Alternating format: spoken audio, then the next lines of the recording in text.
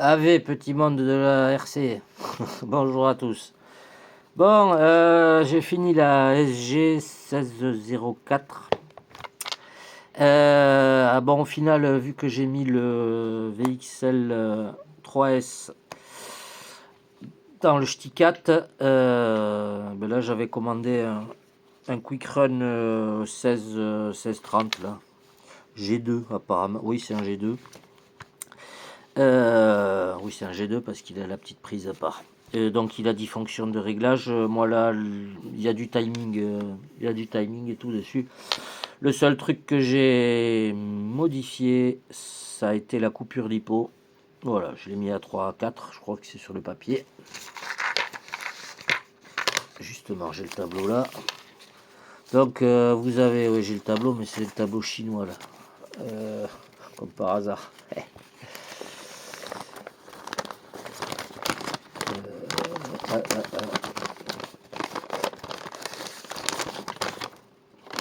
Et vu que je lis le chinois couramment, le bon tableau est de l'autre côté. Bon, après il y en a d'autres, un paquet qui ont dû le présenter ce machin là. Je sais même pas pourquoi je m'attarde là-dessus, mais bon. Du coup, il y a running mode, cutoff, voltage. Voilà, ça moi je l'ai mis à 3,4. S'il est à 3 de trucs, le bec il peut prendre 6 volts ou 7,4. Vous pouvez le mettre en 7,4. Moi j'ai changé le cerveau là-dessus, mais il ne prend pas 7,4. Donc voilà. Le punch il est à 5, j'ai eu ça à 5. Voilà, drag break 0. Max break force ça le met à 75%. Marche arrière elle est à 25 de base. Neutral range 9%. Alors vous avez 6, 9% et 12%. Le timing il est à 11, 25 degrés. Donc vous avez en gros 0 degré, 3,75, 7,5 degrés. 11,25, il est d'office. 15 degrés, 18,75, 22,5 et 26,25. Voilà, il y a 8 options de timing. L'hypo 2,3S et bec voltage, voilà, 6 volts 7,4. Comme ça, vous savez tout. Du coup, ben là, moi, je me suis fait un truc sympa. Voilà, je suis content de moi. Ça, c'est la lumière. Hein. Donc ça, on n'y tient pas compte pour l'instant.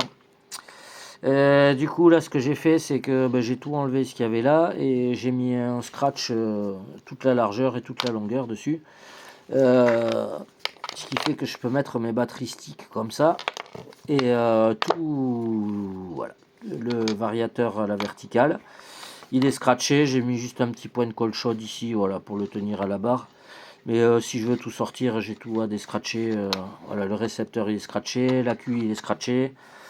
Ben, ces accus là, les 1000 mAh là vont bien. J'ai tourné un peu, je me suis amusé 3-4 minutes, ça n'a pas consommé beaucoup. Le 2845, par contre ça a une patata de fou. Le seul truc qu'il y aura encore à régler, c'est ce fichu pincement là avec ses biellettes. Voilà. Là c'est à peu près propre. Voilà, j'ai les câbles moteurs qui passent là. Je les ai laissés libres comme ça et le reste, voilà, j'ai mis un point de colle chaude ici et là pour tenir les câbles.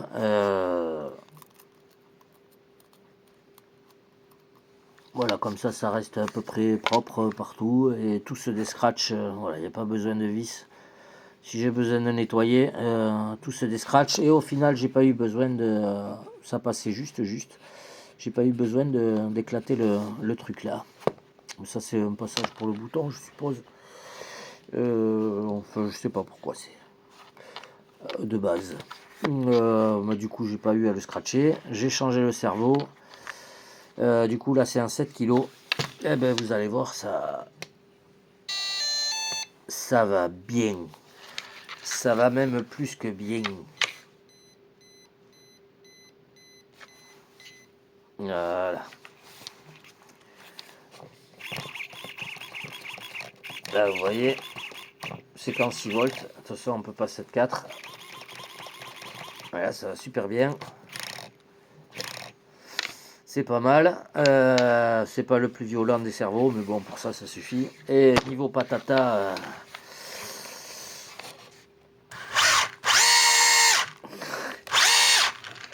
ça laisse des traces.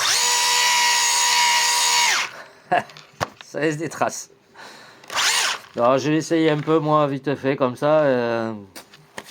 Voilà. La base, le combo de base charbon va bien. Hein, c'est pas... Voilà, ça roule quand même relativement bien. Le seul truc, c'est bon, les amortisseurs sont dégueux. Et puis là, mais avec la patata, là, c'est... Là, avec la patata, c'est bien. Et ce foutu truc avec les biellettes non réglables, voilà, ça c'est fait pour faire le drift, donc c'est pas génial. Bah là, ça drift même avec ces pneus-là. J'ai toujours pas mis de mousse dedans, parce qu'ils sont toujours collés. Mais d'avis que ça va se décoller. C'est déjà en train de se décoller, là, avec les watts qu'il y a. Donc, voilà, mettre des mousses dedans. Mais voilà, ça drift sévère même avec ces pneus et même sur un sol qui accroche, ça drift. La moquette, ça drift. Voilà. Donc on verra ce que ça donne. On verra ce que ça donne. J'ai mis les amortisseurs en position au milieu sur les tourelles. Vous avez 3 ancrages en haut. Voilà, il y a juste 3 ancrages en haut de chaque côté, donc vous pouvez coucher les amortisseurs ou les redresser. Ça a une incidence sur la garde au sol,